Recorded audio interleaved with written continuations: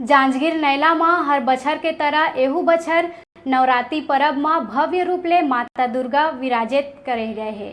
आप मन ला बता दन, एदारी नैला स्टेशन के पास में ही 20 फीट ऊंचा माता दुर्गा के प्रतिमा विराजित करे गए है, जेन पूरा क्षेत्र में अपन एक अलग ही रूप बने हुए है। और ये नैला के दुर्गा पंडाल में दर्शन करे बर हर रोज हजारों के संख्या में दूर दूर ले लोगन मन आथे और रथ में विराजे माँ दुर्गा बड़े ही आकर्षण रूप धारण करे है।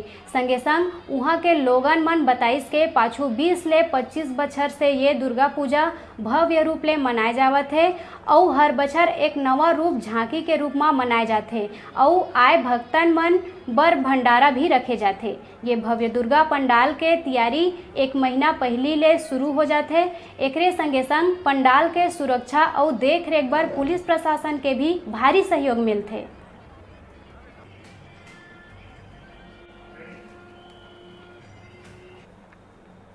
अब अभी बेरा है छोटकुन ब्रेक के बाद फिर लौटबो। तब तक आप मन देखत रहो आपके अपन चैनल न्यूज़ 36 छत्तीसगढ़ के आवाज़।